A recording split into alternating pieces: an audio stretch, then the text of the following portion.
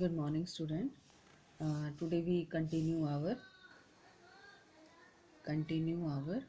topic, chapter 1, the French Revolution.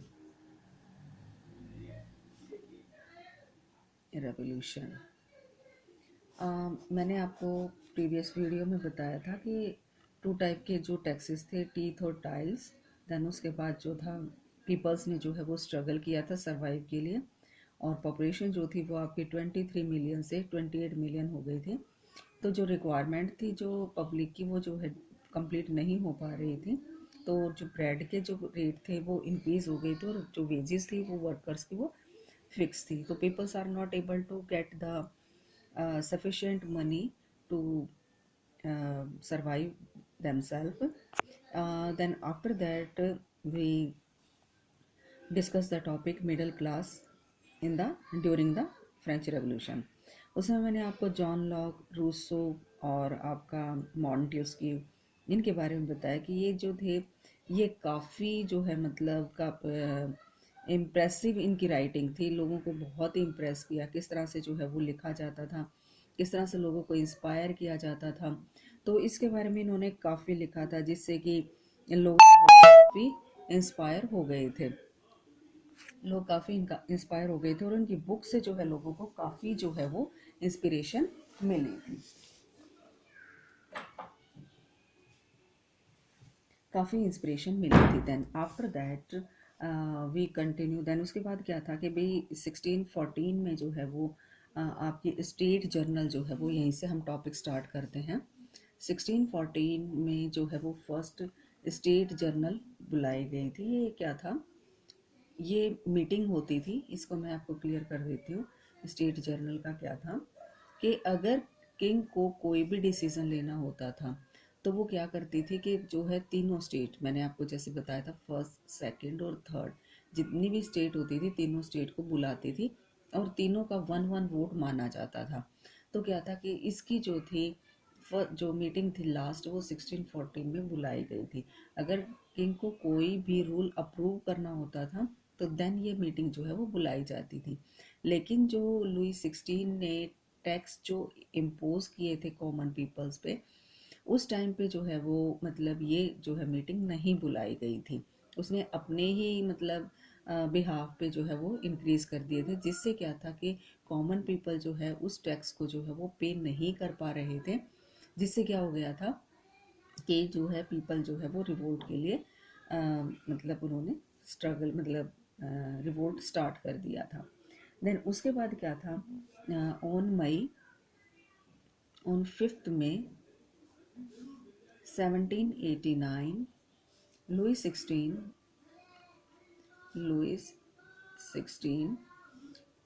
called together an assembly of the state journal to pass proposal for new taxes। यानी कि उन्होंने जो है एक meeting बुलाई, पास प्रपोजल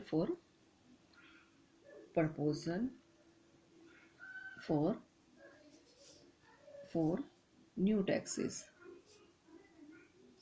यानी कि ये जो है वो मीटिंग बुलाई गई 5 मई को, जो है लुई 16 ने, कि जो नए टैक्स जो है वो पब्लिक पे इम्पोज करने हैं उनके प्रपोजल के लिए।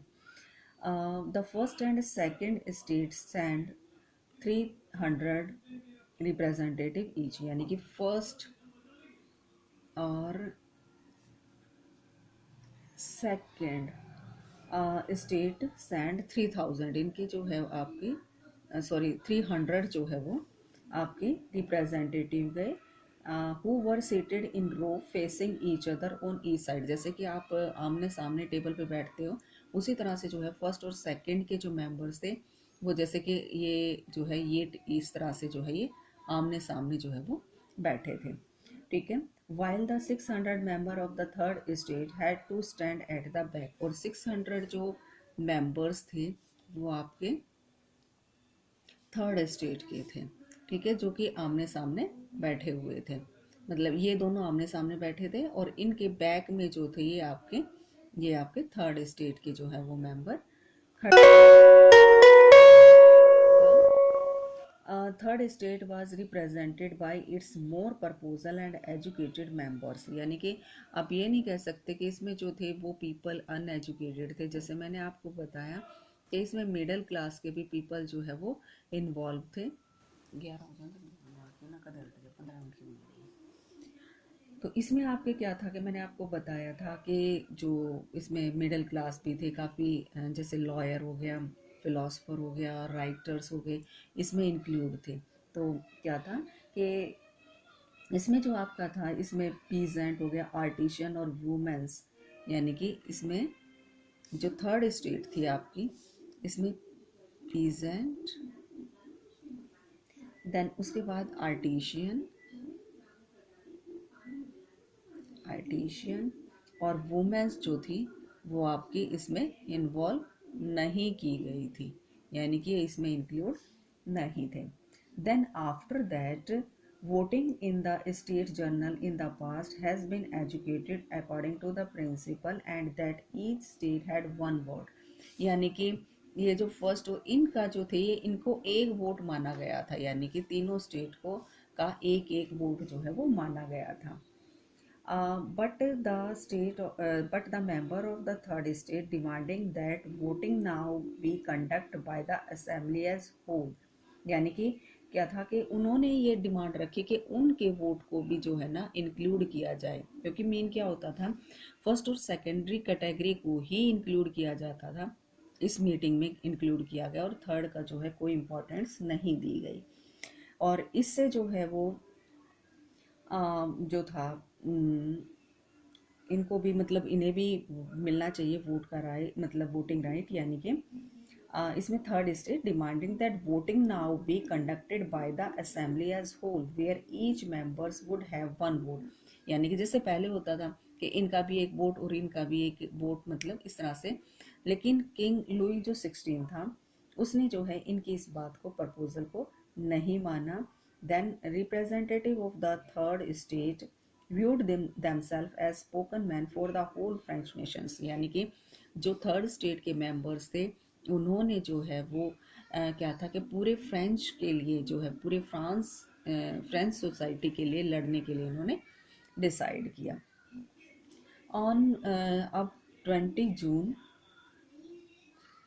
they assemble in the hall of an indoor tennis court in the ground of वर्सालेस, यानी कि वर्सालेस का जो था, वर्सालेस का जो ग्राउंड था, वर्साले जो था उसका जो आपका इंडोर टेनिस कोर्ट, यानी कि जो टेनिस खेलने की जो जगह थे वहाँ पर ये लोग जो है वो इकट्ठा हुए और जो उन्होंने डिसाइड किया और जो है अपने आप को जो है उन्होंने अपनी एक जो है वो या कह सकते हैं कि असेंबली बनाई। उस असेंबली को क्या बोला, क्या नाम दिया इन्होंने, नेशनल असेंबली,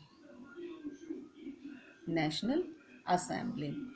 देन उसके बाद आपका क्या था, they were lead by the Mirabeau and अब्बासियास, यानी कि इस जो नेशनल असेंबली के जो मेंबर थे वो थे आपके मिराबे। मैं इनके बारे में भी आपको बताती हूँ, मिराबे एंड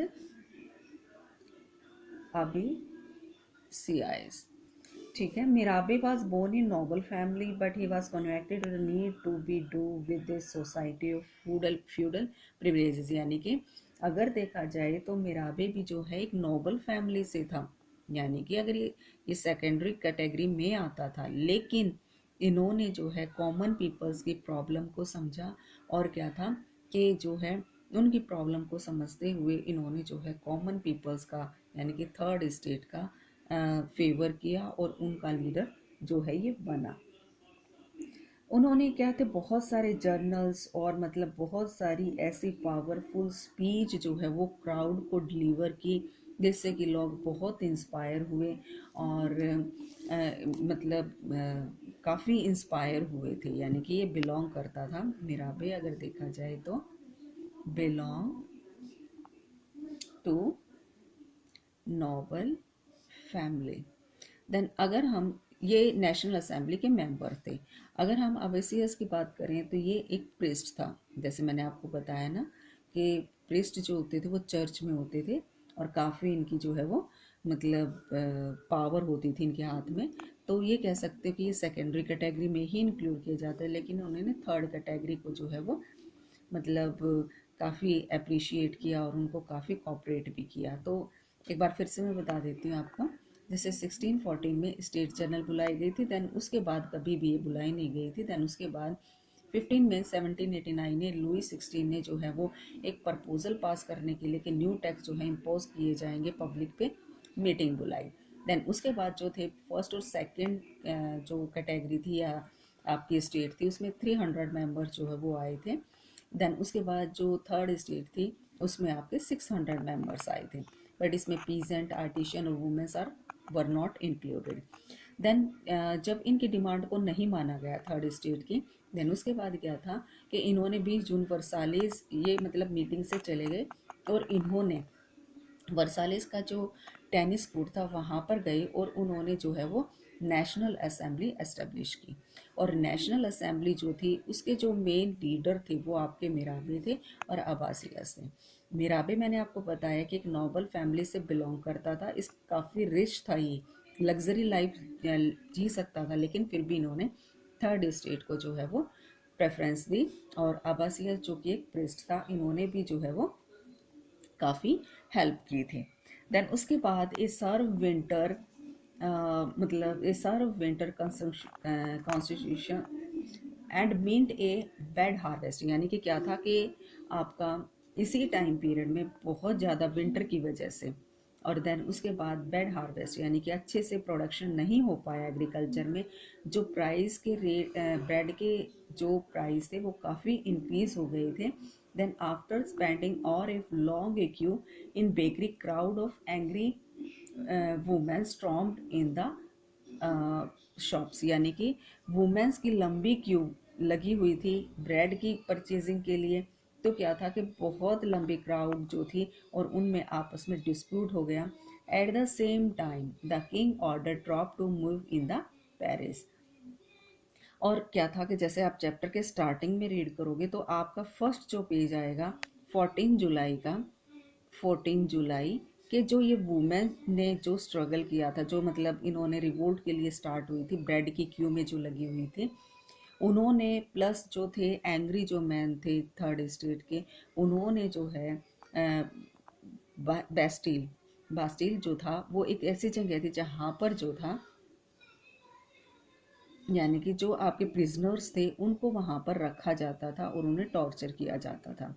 तो क्या था कि ये जो वुमेन्स थी और जो थर्ड कैटेगरी के जो पीपल्स थे, इन्होंने क्या किया कि यहाँ पर अटैक किया और यहाँ के इस पार्ट को जो है वो डिस्ट्रॉय कर दिया था।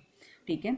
देन उसके बाद क्या था और 19 अब जब मैं अब हम देखें जो नेशनल असेंबली थी, इसका मैं आपको बता देती हूँ कि मेन पर्पस क्या था नेशनल असेंबली का।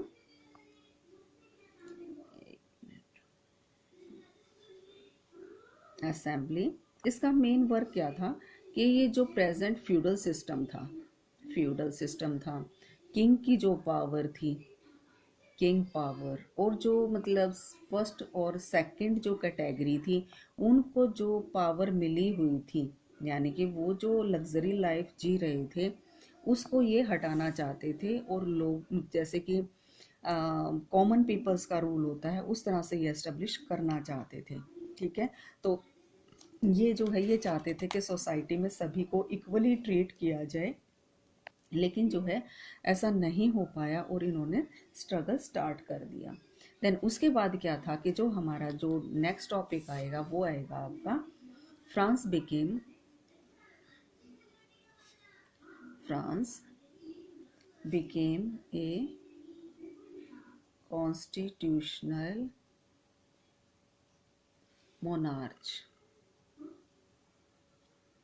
मोनार्ची। ठीक है। देन उसमें क्या था कि national assembly complete the draft of the constitution in 1791, यानी कि जो नेशनल असेंबली थी इसने एक कॉन्स्टिट्यूशन जो है वो तैयार कर लिया था 1791 में। It main object was to limit the power of monarch. इसमें क्या था कि इट मेन, इसमें जो मेन था कि जो किंग था उसकी पावर को लिमिट कर दिया जाए, यानी कि वो अपना डिसीजन जो है वो पब्लिक के साथ ले, not individually. The main objects